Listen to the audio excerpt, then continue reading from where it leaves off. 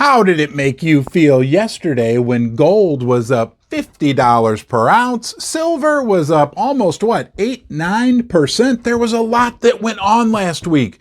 Major, big news stories. In this video, we're going to go on a little journey. We're going to talk about what happened last week, the big stories, but more importantly, we're going to analyze them in a way, because you've got high intellectual horsepower, we're going to look at them in a way where we look into the future and see what we think's going to happen to the price of the precious metals as we head into the coming weeks, quarters, and years. Let's get started right now.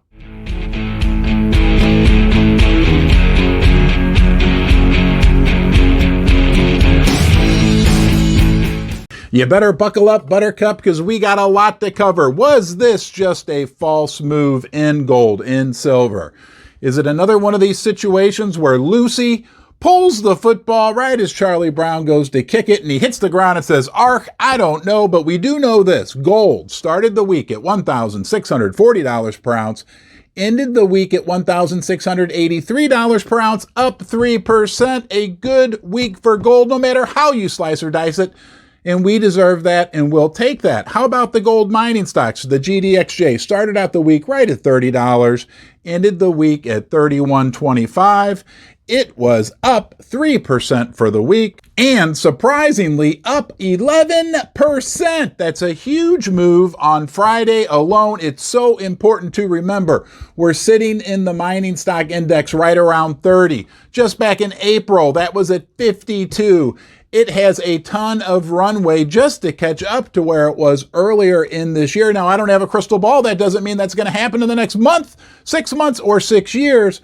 But the fact remains the mining stocks are vastly undervalued. And what do you think about silver? We're going to cover that next. But first, one of my viewers, her name is Beata, B-E-A-T-A. She asked that I say hello to Katie. So hello, Katie. And if you ever have a special request, a birthday for a kid or whatever, let me know. I'll even put a sign on the bear say, "See, he says he loves Katie." Now, what did silver do this week? Started the week at $19.20, so about $19 an ounce. Ended the week darn near $21 per ounce. That's a huge move for the week, up 9%. The silver mining stocks also were up about 9 or 10% for the week as well. And what do you say we take a few moments, take a breath, and realize it was a good week for gold and silver? Doesn't that feel good? We deserve it. We've been through the mill for the last 2 years. Let's hope this marks a big sea change in the price of the precious metals. Now let's move on to the S&P 500. It started the week at 3,900, ended the week at 3,770, so it was down 4%. When I saw that number, as I was compiling, I didn't realize the general markets were actually down this week, while we with precious metals, we did well. I'm going to talk about later in the video what I think might be going on, and it could be huge, huge, huge for gold, silver. And you understand, higher interest rates are bad for precious metals. And we saw the 10-year bond yield go up this week from 4% all the way to 4.16%. But nonetheless, the price of the metals rallied. That's very interesting. Why do you think that is? Again, we're going to talk about that later in the video. But the super high interest rates, the 10-year bond yield at that amount, we've got mortgage rates at 7%. We've got credit card rates going up. It is choking and killing the economy. Are you feeling it yet? When you go to the grocery store, when you go to the gas station, when you try to take your family out to eat, isn't it shocking how much things cost? Now let's move on to the dollar. It was basically even this week, and the dollar is so important because a strong dollar is bad for precious metals. And we've had a darn strong dollar, and we've had bad precious metals until this week. Anyhow, the dollar's hovering right around 111. Again, that just compares the dollar against a couple other crappy currencies. The dollar is like the healthiest patient in the hospice ward. They're all going to lose their value and continue to lose their value. But we know gold and silver, right? You know, that's been around for 5,000 years. I don't know how old you are, but I'm approaching 4,000 years. And I definitely remember gold and silver always being valuable throughout my entire lifetime. And that can't be said about Bitcoin now, can it? It's been around for what, 12 or 14 years, something like that. Nonetheless, we'll just tell you Bitcoin did have a good week. It was up 4%, closing at about 21,400 per coin. Although they're not really coins. They're kind of like unicorn fart dust, kind of like a lot of the silver contracts traded on the COMEX and the LBMA, but we won't go down that rabbit hole.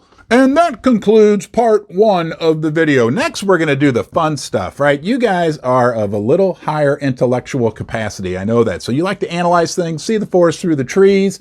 That's right where we're heading. We're heading into the forest and we're looking for the pot of gold. But before we do that, if you get any benefit from watching my video, entertainment, value, whatever it is, I honor the fact that you join me here. It means a lot to me. It's me and you, one-on-one, right now.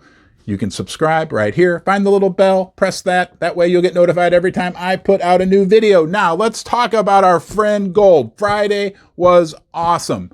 Gold is fighting, even this week with interest rates up, with all the news that came out. Gold had a good week. Gold is doing its job and holding its value. Sure, maybe I'm feeling a little sunshine optimistic right now after a good week, but truly, I believe gold is fighting a good fight. Now, there's somebody who doesn't believe that. Some analyst from TD Ameritrade came out on Friday and said, oh, this is just a temporary short squeeze in the bear market for gold. It'll be below $1,600 by the end of the year. We don't like that guy, so we're not even going to say his name. He's in trouble with me. He's in trouble with the bear, but I want to present both sides of the story.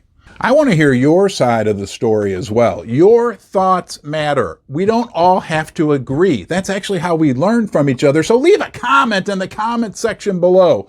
We read them all and it helps us formulate how we present information to you in the future, so we can learn from each other and we can learn about each other. Now, let's get back to the video. Silver, silver, silver. You love silver, right? Well, it was a great week for silver. I'll do another video this weekend focused on silver, but let's just bring up one interesting fact. India's going to import 350 million ounces this year. The world may produce 850, 900, somewhere in that range.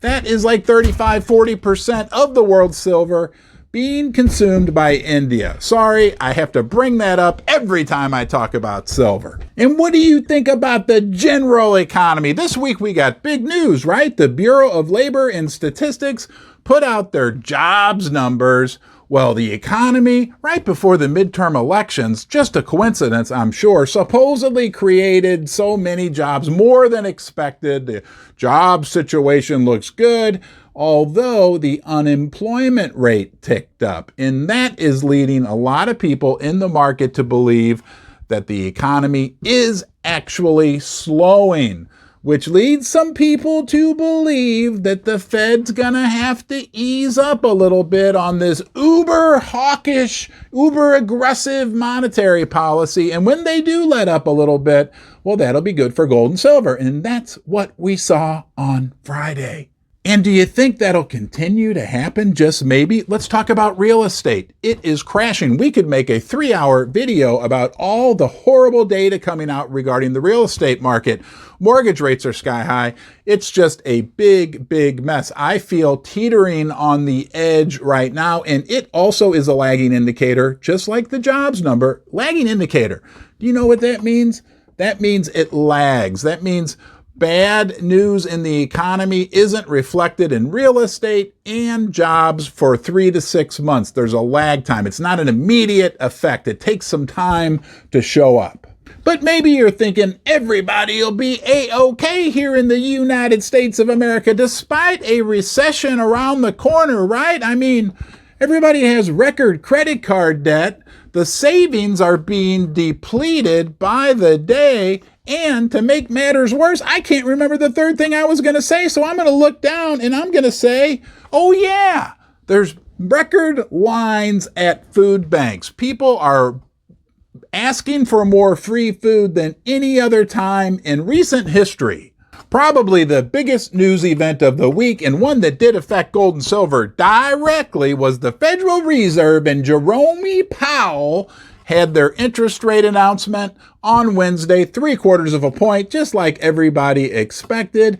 But initially, in the actual report, it indicated that they're going to have to wait. They want it, number one, they're going to wait now and see how all these interest rates are affecting the economy because it takes some time. It's like those lagging indicators we talked about earlier.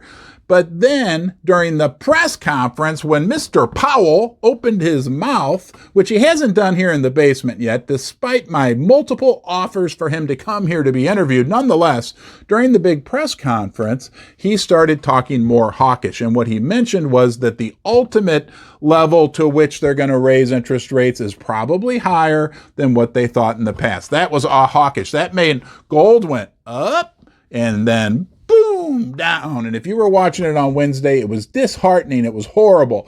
But we know it all turned out okay on Friday. And did you catch the other real important thing that Jerome said? He said the window for a soft landing in the economy has narrowed. That means we better get ready because a recession is coming. Think about this. Jerome Powell, any of these central bankers, any CEO, they are paid to be the most optimistic possible. If he's actually saying that the window for a soft landing has narrowed, that means, yes, we need to all buckle up buttercups because we're in for a big recession. Are you starting to see the big picture? Are you starting to put it all together? Think about that. Powell just said we're going to have a recession. We know that we have high inflation. And we know that Powell, he can't control the price of oil.